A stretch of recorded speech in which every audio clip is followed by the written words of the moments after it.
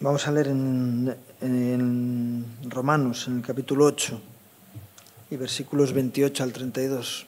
Dice, y sabemos, no sé si sabemos, pero aquí dice, y sabemos que a los que aman a Dios, todas las cosas les ayudan a bien.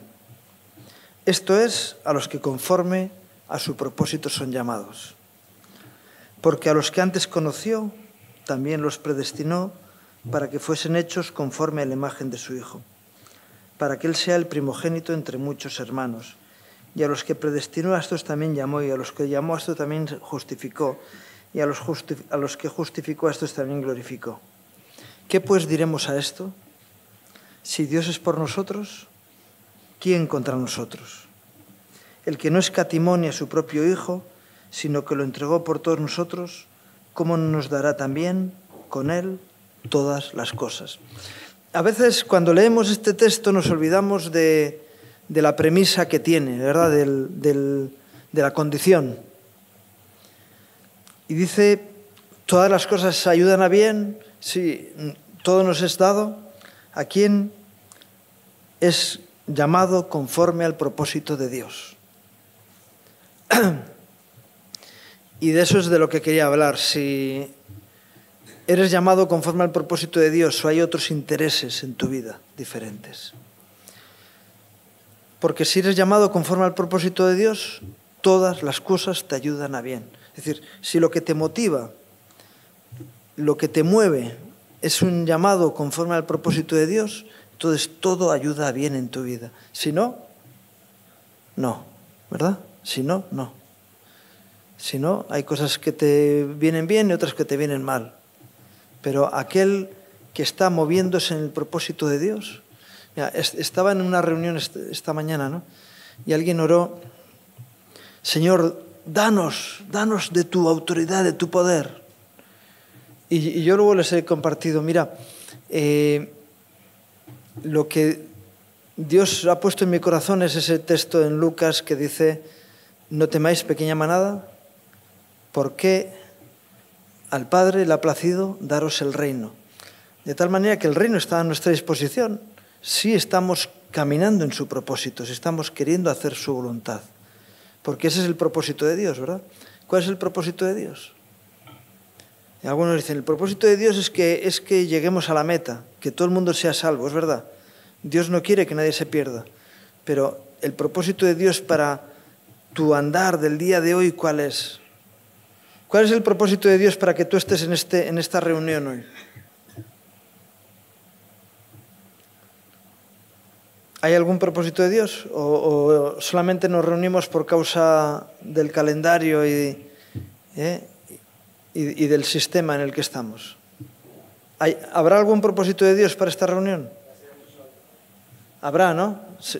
A lo mejor no lo sabes, pero si has venido hoy porque toca, entonces es posible que te quedes en eso. Pero si estás buscando el propósito de Dios, a lo mejor sales de aquí edificado, ¿no?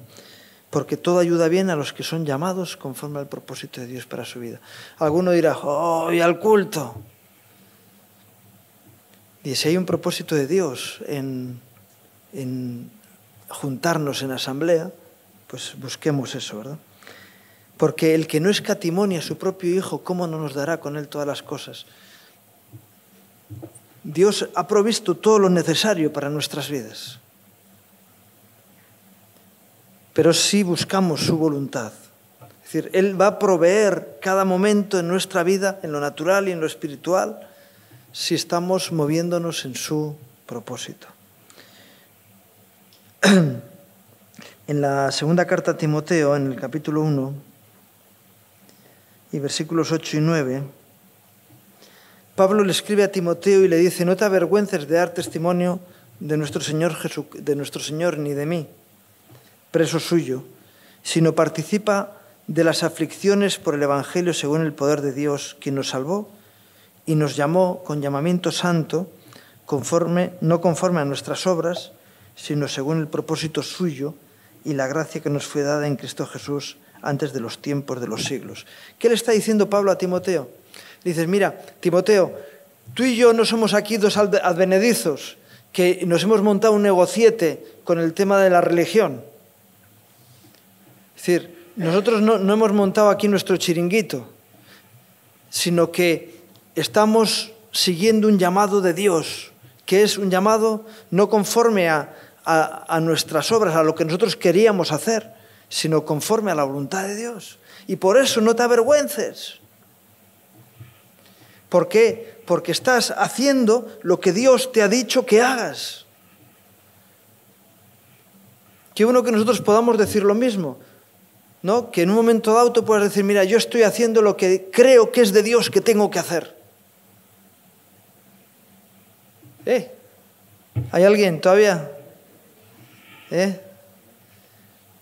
Yo creo que estoy haciendo lo que es de Dios que tengo que hacer, ¿no? Eso le estaba diciendo Pablo a Timoteo, no te avergüences del Señor ni de mí.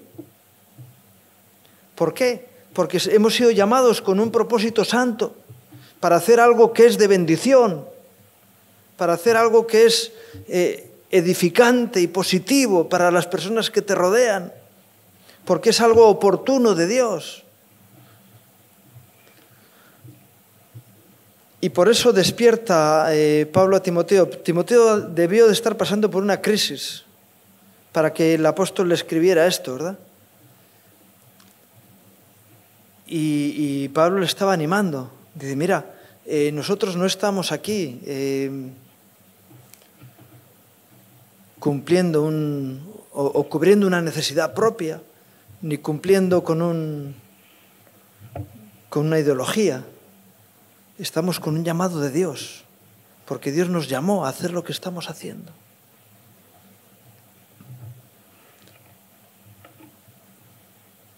¿Tú estás aquí porque tienes un llamado de Dios o porque eres un paquete metido en el tren y que va a llegar al destino que corresponda? ¿Sabéis? Ahora las maletas les ponen un código de barras y van por allí, por las bandas, y cuando llegan a un cruce, el lector les manda para un sitio y les manda para otro. Pero el paquete va allí, va de paquete. Pero nosotros no somos llamados a ser un paquete, ¿verdad? A ir movido por las circunstancias, sino que hay un llamado de Dios. Y qué bueno que tú puedas tener ese llamado en tu vida. Y entonces dices, mira, yo estoy aquí porque tengo un propósito de Dios en mi vida. Porque Dios tiene algo que hacer conmigo o a través de mí. Así hay diferentes ejemplos en la Biblia de personas que reciben un llamado de Dios, ¿no? Por ejemplo, un ejemplo así importante es Moisés, ¿verdad? Moisés sintió la necesidad de libertar a su pueblo cuando él tenía 40 años, cuando era parte de la familia de Faraón, y él sabía que era hebreo, entonces va y se levanta como libertador de su pueblo, y no le respalda nadie de ningún hebreo, y se queda en medio camino entre Egipto y Israel, y entonces él sale huyendo. Cuando tiene 80 años, viene el Señor y le llama. Y él intenta escaquearse. No, Dios envía a otro mejor que yo no valgo, yo no sé, yo no puedo. Y al final el Señor le convence y va. Pasan las plagas, el pueblo de Israel, el día de la Pascua, el pueblo de Israel sale de Egipto, se abre el mar rojo, pasan en seco, tal, y llega delante del monte Sinaí, sube al monte Sinaí, está allí 40 días, y estando en el monte Sinaí, dice en Éxodo 32, versículos 7 y 8, que Dios le dice, entonces Jehová dijo a Moisés, anda, desciende, porque tu pueblo que sacaste de la tierra de Egipto se ha corrompido. Pronto se han apartado del camino que yo les mandé. Se han hecho un becerro de fundición y lo han adorado y le han ofrecido sacrificios y han dicho, Israel, estos son tus dioses que te sacaron de la tierra de Egipto.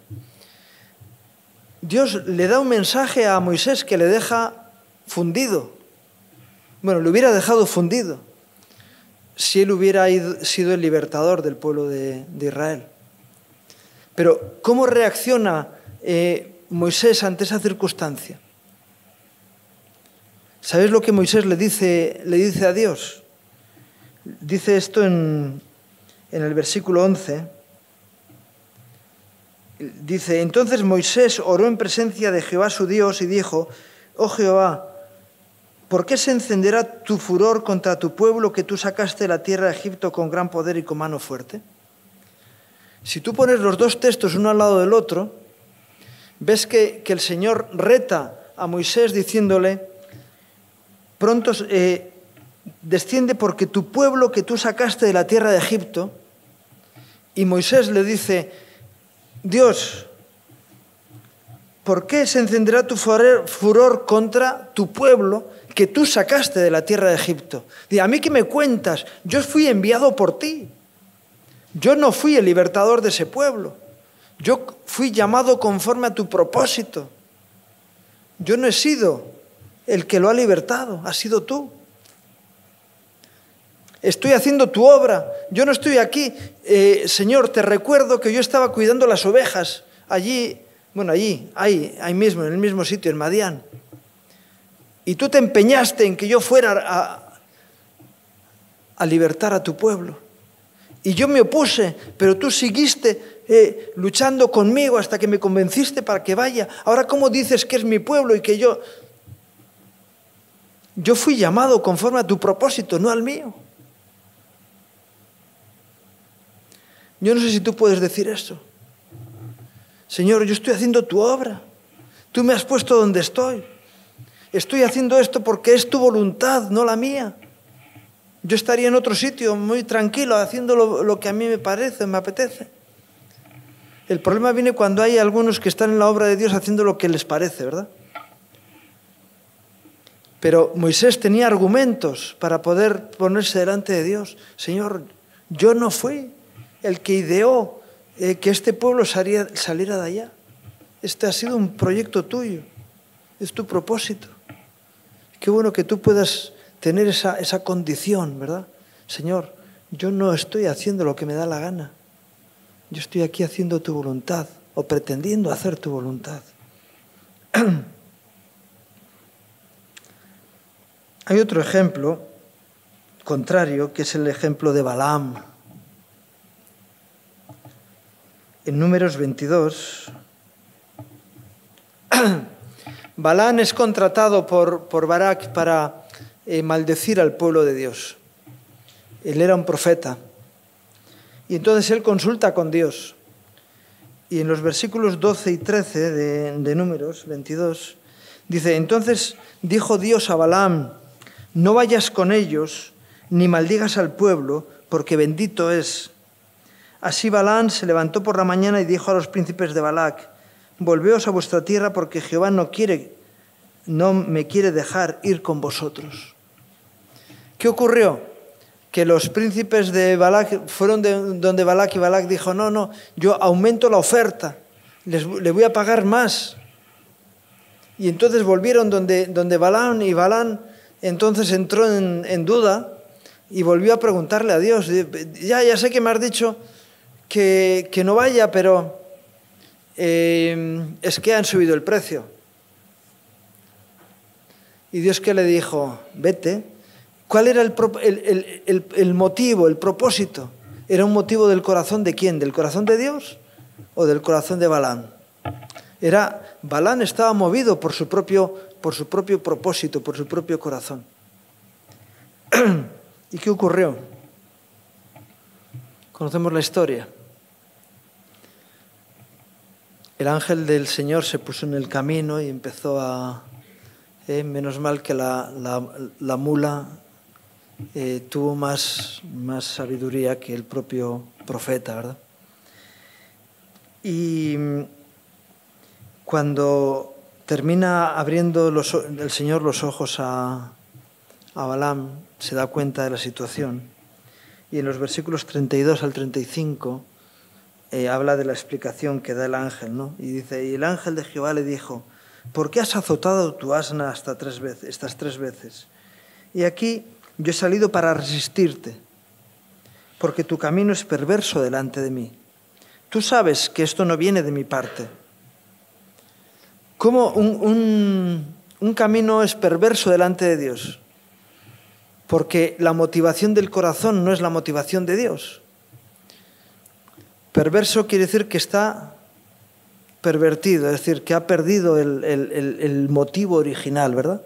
Que se ha degenerado. Y le está diciendo eso. He salido a resistirte, porque tu camino es perverso delante de mí. El asna me ha visto y se ha apartado luego delante de mí estas 3 veces. Y si de mí no se hubiera apartado, yo también ahora te mataría a ti y a ella dejaría viva. Entonces Balaam dijo al ángel de Jehová: he pecado porque no sabía que tú te ponías delante de mí en el camino. Mas ahora, si te parece mal, yo me volveré. Es decir, he pecado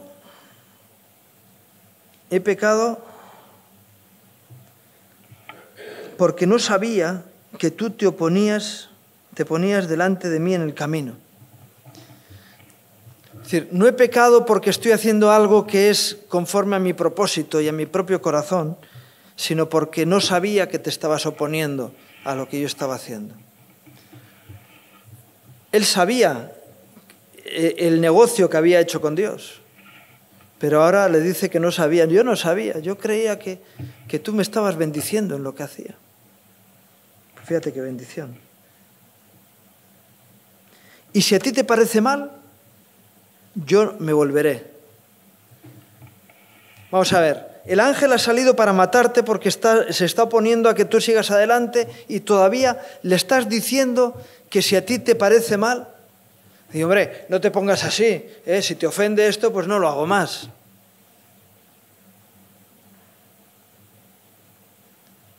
¿Qué había en el corazón de Balaam? Él estaba por todos los medios intentando seguir adelante. ¿Por qué? Porque ¿dónde tenía puesto el premio? La mirada. En el galardón, ¿verdad?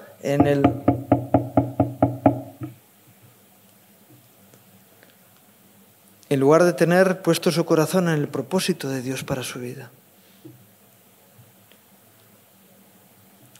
Y podemos decir, qué malo que era Balaam. Digo, no, lo que ocurrió con Balaam está escrito ¿para qué? Para testimonio para nosotros. ¿Estamos andando en el propósito de Dios, santo y perfecto, o estamos andando en nuestros propios propósitos? Es importante que analicemos la situación, ¿verdad? Tenemos otro ejemplo, que es el ejemplo de Jonás.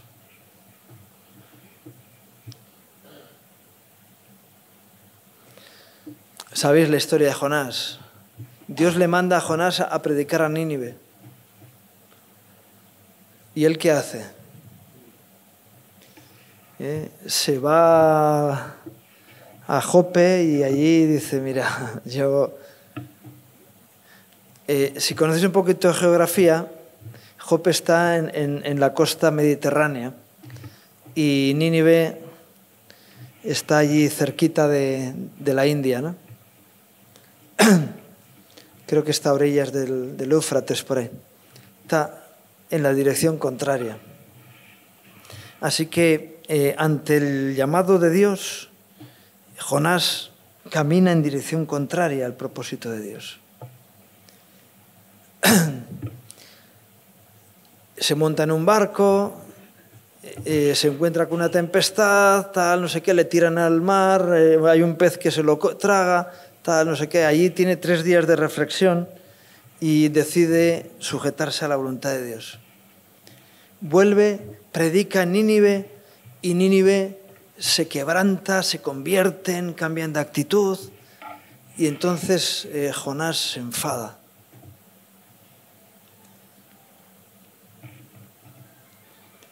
Y le dice al Señor, Señor, yo ya sabía lo que tú querías hacer. Y no estaba de acuerdo, porque esos hombres no se merecen la salvación. Tú sí. Jonás era santo y perfecto, él se merecía la salvación y aquellos hombres no. Y entonces él se pone allí a la puerta de Nínive, todo enfadado, y Dios hace crecer una calabacera que le guarda del sol. Y dice, wow, qué bien.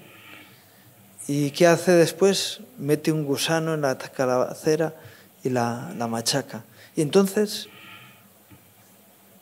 Jonás se vuelve a enfadar. Es decir, todo me sale mal, todo al revés, enfadado por todo. Y entonces Dios le dice, ¿no? Es en el capítulo 4, versículos 9 al 11. Entonces dijo Dios a Jonás, ¿tanto te enojas por la calabacera? Y él respondió, mucho me enojo hasta la muerte. Y le dijo Jehová, tuviste tú la lástima de la calabacera, en la cual no trabajaste, ni tú la hiciste crecer, que en espacio de una noche nació, y en espacio de otra noche pereció. Y no tendré yo piedad de Nínive, aquella gran ciudad, donde hay más de 120.000 personas que no saben discernir entre su mano derecha y su mano izquierda y muchos animales. Dios le está abriendo su corazón a Jonás. No sería necesario, ¿verdad? Si Dios nos manda con un propósito, ese propósito va a ser santo, va a ser bueno, va a ser de bendición, va a ser de gloria. Y Jonás lo único que hacía era oponerse al propósito de Dios. Y aun cuando participó en el propósito de Dios, lo hizo con amargura. Y hay algunos que sirven a Dios con amargura. Y mira, yo estoy haciendo esto porque no me queda otro remedio. Porque sé que es de Dios. Y pero si sabes que es de Dios lo que estás haciendo, hazlo con alegría. Gózate. Glorifica a Dios con tu vida. Y ve la mano de Dios en lo que estás haciendo. No te enojes porque Dios está trayendo bendición.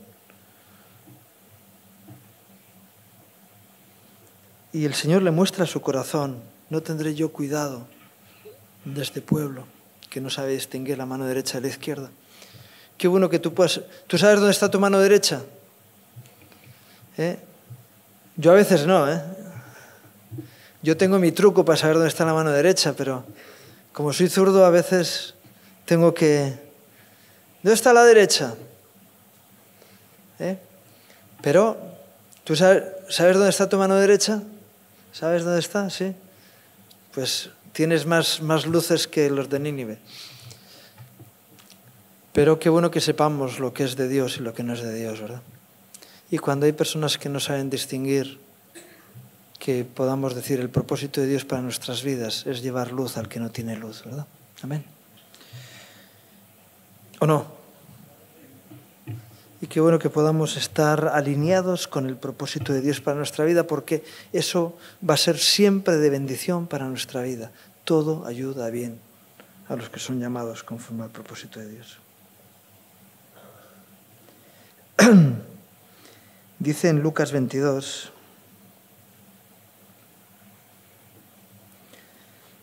en versículos 41 al 43, Jesús está en el huerto del Getsemaní orando. Y la situación que le viene es una situación que le sobrepasa. Algunos piensan que Jesús fue a la cruz. Y para él fue fácil aquello. Nada, estaba chupado. Fue una situación complicada, difícil, a la cual tuvo que enfrentar el Señor, ¿verdad? Y Jesús ora, dice que él se apartó de ellos a distancia como un tiro de piedra. Y puesto de rodillas oró diciendo, Padre, si quieres, pasa de mí esta copa. Pasa de mí esta copa, pero no se haga mi voluntad, sino la tuya.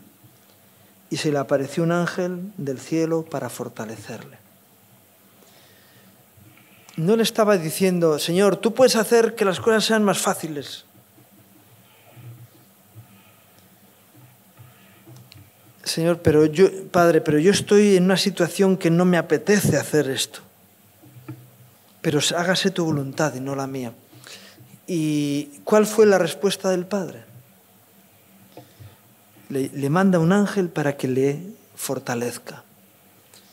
Cuando hay dificultades en nuestro camino para cumplir con el propósito de Dios, qué bueno que vayamos al Señor y le digamos: Señor, dame fuerzas, ayúdame. Yo no quiero dejar de hacer tu voluntad, necesito de tus fuerzas. Y el Señor te va a mandar quien te fortalezca. Dice: mira, yo lo intenté, pero no pude. Mira, cuando estamos queriendo hacer la voluntad de Dios se va a hacer. Si nosotros nos proponemos seguir el llamado de Dios, vamos a ver su gloria. Jacob recibió la visita del Señor cuando se iba de casa de sus padres, allí en Betel, ¿verdad? Y el Señor le dijo: mira, yo voy a cambiarte, voy a tratar contigo, voy a estar contigo todos los días y te voy a ayudar y te voy a fortalecer. Y Jacob le dice: Señor, si tú estás conmigo todos los días, y le dijo: y te haré volver a este lugar, cuando vengas a este lugar, y Jacob se compromete con Dios. ¿Y qué ocurrió en los 20 años siguientes? Dios estuvo con Jacob cada día, en cada momento, en cada situación. Y cuando Jacob vuelve, enviado por Dios hacia su casa, él cumple con el pacto que Dios le ha hecho, pero él ya viene con todo ese tiempo que él ha estado allí, manteniendo el propósito de Dios en su vida. Se fue solo, sin nada. Ahora vuelve con toda su familia, con ganados, con resultados en su vida, porque estaba cumpliendo con el plan de Dios, ¿verdad? Qué bueno que nosotros podamos decirle al Señor: Señor, quiero actuar conforme a tus propósitos. Quiero que se haga tu plan. Señor, que en mi vida se haga tu voluntad, que tú cumplas tu plan sobre mí, tu propósito en mi vida. Podríamos hablar de tantos, ¿verdad?, que han sido así personas que han rendido su voluntad a la voluntad de Dios. Y ha habido otros que han hecho lo contrario, ¿verdad? Dice en Primera de Reyes, capítulo 12, versículos 32 y 33. Entonces instituyó Jeroboam fiesta solemne en el mes octavo, a los 15 días del mes, conforme a la fiesta solemne que se celebraba en Judá, y sacrificó sobre el altar. Así hizo en Betel, ofreciendo sacrificios a los becerros que había hecho.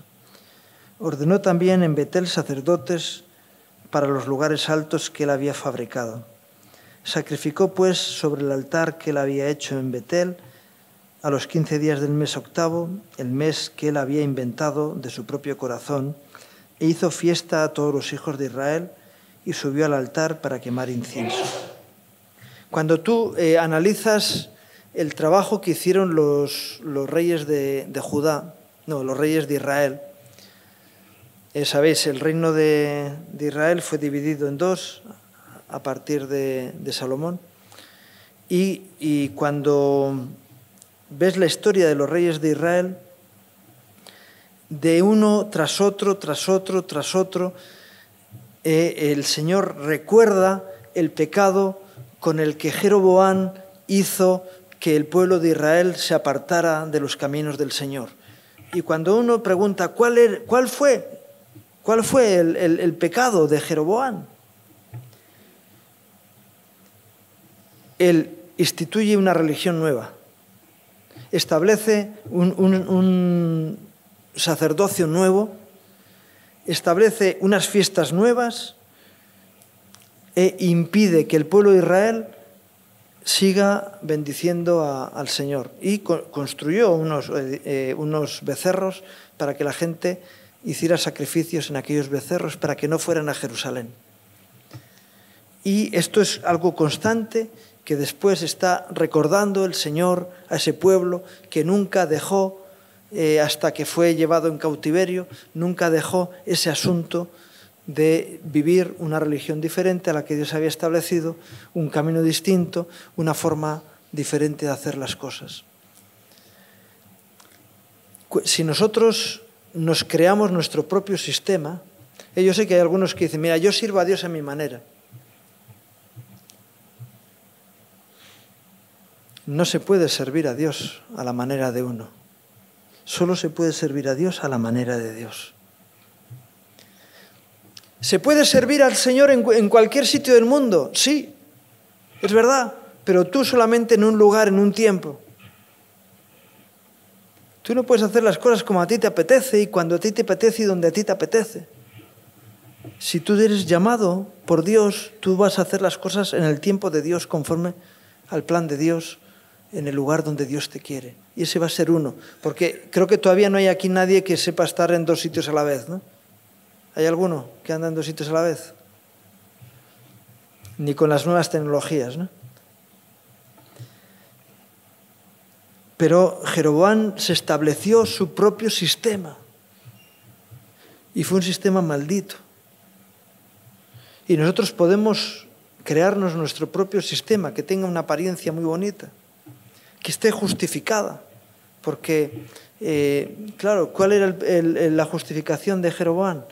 Decía, es que gastamos mucho yendo a Jerusalén en todas las fiestas. Es que cada poco hay establecida una fiesta en Jerusalén y hay que... Entonces no usaban gasoil, pero es que vamos a gastar mucho. Se pierden días de trabajo, solamente en los viajes. Y ahora, como está aquí mismo, pues ya no tienen que irse hasta allá y ya no se pierde tanto tiempo. ¿Perdemos el tiempo cuando adoramos a Dios? ¿Perdemos el tiempo cuando adoramos a Dios? No se pierde el tiempo, ¿no? ¿Perdemos el tiempo cuando cumplimos con su propósito? No se pierde el tiempo. Yo sé que hay personas que pierden su vida. No seamos insensatos de cuál sea la voluntad de Dios, ¿no? Porque cuando habla, en ese texto habla de aprovechar bien el tiempo, porque los días son malos, ¿verdad? ¿Cuál es la mejor manera de aprovechar el tiempo? Estar haciendo lo que Dios quiere que hagas. Y yo sé que hay personas que terminan su vida y se dan cuenta que han perdido el tiempo miserablemente. Pero si somos llamados por el propósito de Dios, entonces vamos a poder decir, mi vida ha merecido la pena. Yo no sé si hoy cuando te vayas a la cama podrás decir eso. Hoy mereció la pena levantarme. Hoy mereció la pena trabajar. Hoy mereció la pena haber venido al culto. Alguno dirá, nos ha metido un... Qué bueno que puedas decir, hoy mereció la pena servir a Dios, porque ha habido un fruto, se ha cumplido un propósito y he seguido el llamado de Dios en mi vida. Fijaros, los profetas que habían en Israel en los tiempos previos y durante el cautiverio en Babilonia. Jeremías escribe en el capítulo 23, versículos 16 al 22. Es tremendo, ¿verdad? Y a mí no me gustaría que Dios hable así de nosotros. Así ha dicho Jehová de los ejércitos. No escuchéis las palabras de los profetas que os profetizan. Os alimentan con vanas esperanzas. Hablan visión de su propio corazón, no de la boca de Jehová. Dicen atrevidamente a los que me irritan, Jehová dijo, paz tendréis. Y a cualquiera que anda tras la obstinación de su corazón, dicen, no vendrá mal sobre vosotros. Porque, ¿quién estuvo en el secreto de Jehová y vio y oyó su palabra? ¿Quién estuvo atento a la palabra y la oyó? Y aquí que la tempestad de Jehová saldrá con furor y la tempestad que está preparada caerá sobre la cabeza de los malos. No se apartará el furor de Jehová hasta que lo haya hecho y hasta que haya cumplido los pensamientos de su corazón. En los postreros días lo entenderéis cumplidamente. No envié yo a aquellos profetas, pero ellos corrían. No les hablé, mas ellos profetizaban. Pero si ellos hubieran estado en mi secreto, habrían hecho oír mis palabras a mi pueblo y lo habrían hecho volver de su mal camino y de la maldad de sus obras. Claro, el negocio no era muy bueno porque el profeta que hablaba la palabra de Dios, ¿qué ocurrió con Jeremías? Lo metieron en una cisterna, lo apaleaban, lo metieron preso en la cárcel no sé cuánto tiempo. Y él era respaldado por Dios en lo que hacía. Pero, ¿qué va? La culpa la tenía Jeremías por profetizar, no ellos por no hacer la voluntad de Dios. Y los profetas que profetizaban lo que la gente quería oír, esos eran bendecidos y levantados. Y a la larga, ¿de qué sirve todo eso, verdad? A los que hacían las cosas mal, dice, a los que me irritan, ellos les dicen, no te preocupes, no pasa nada. Nosotros tenemos que andar en el propósito de Dios, ¿verdad? Dice, si hubieran oído mi voz, si hubieran estado en mi secreto, qué bueno que estemos en el secreto de Dios, ¿verdad? En el propósito de Dios, Señor, yo sé que tú me has llamado a hacer esto. Por eso yo os invito a que busquéis a Dios en lo secreto, ¿verdad? Para que tengáis convicción de que estéis donde tenéis que estar haciendo lo que Dios quiere que hagáis. Porque lo demás es perder el tiempo.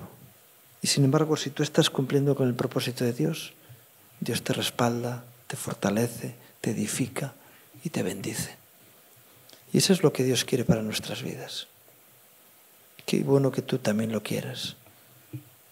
Señor, dame tu fuerza, dame tu vigor, dame tu autoridad, dame tu gracia, para que pueda cumplir con tu propósito. Amén. Vamos a orar por ello.